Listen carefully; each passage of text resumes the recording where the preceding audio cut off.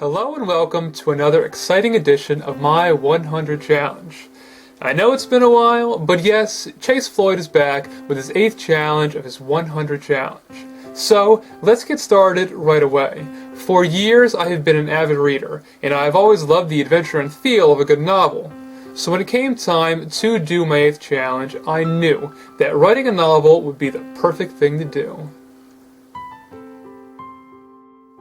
To begin this challenge, I first had to decide on a story to write about. I had several novel ideas, so to make things easier I chose to write down all of my story ideas on pieces of paper and let chance decide which one I was going to write.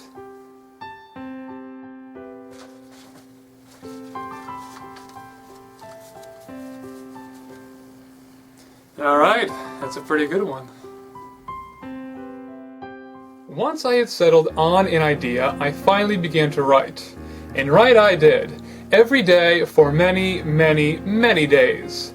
I found this process to be endlessly enjoyable though, and with every page that I wrote, I became a more confident and skilled novelist.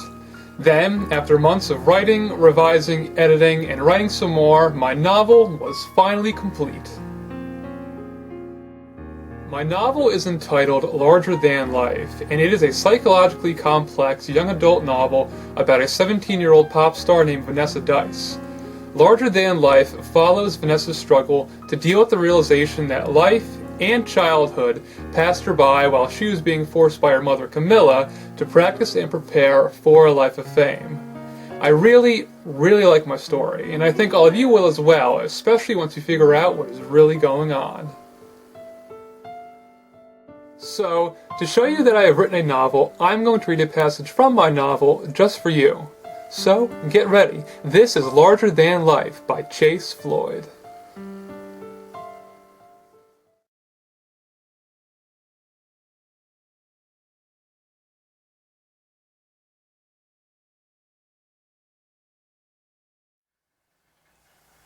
Chapter 9 of Larger Than Life. Written by Chase Floyd. What? Where am I? I wondered to myself as I observed my dark and sterile surroundings. Tevin! Where did you go? Was that just a dream?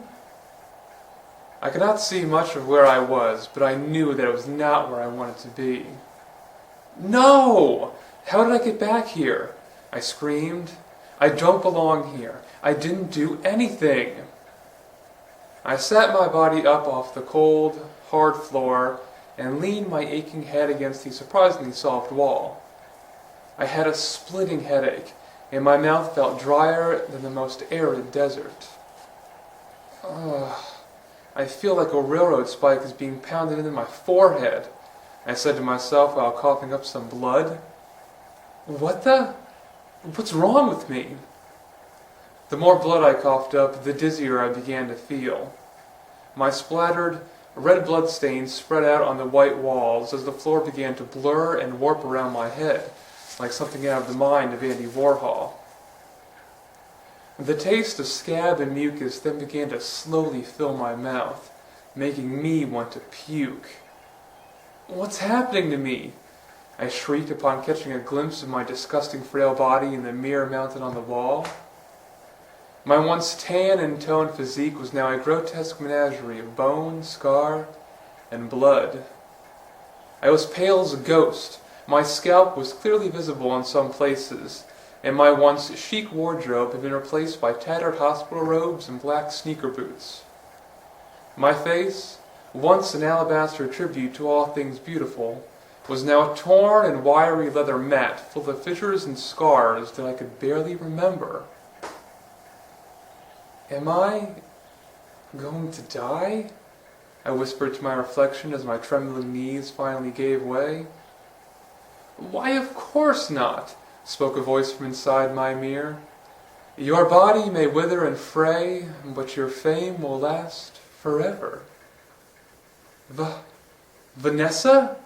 You're Vanessa Dice, I said back to the voice in the mirror, who I can now see with my bruised and bloodshot eyes. No, that's not right. I defeated you. You You don't even exist anymore. I promise to never let you back inside my head ever again.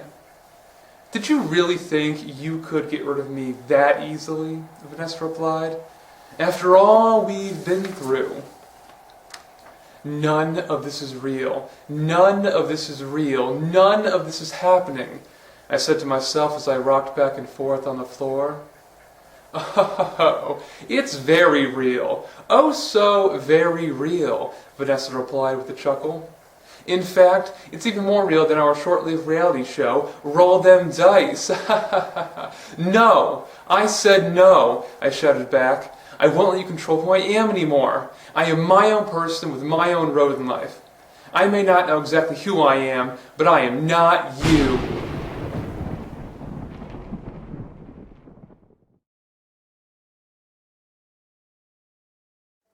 Well, that was my novel, Larger Than Life, and with that I can finally conclude the 8th challenge of my 100 challenge, writing a novel. You know, I really do hope that all of you will enjoy reading my novel as much as I enjoyed writing it. It's amazing how much you can learn and grow from simply telling a good story.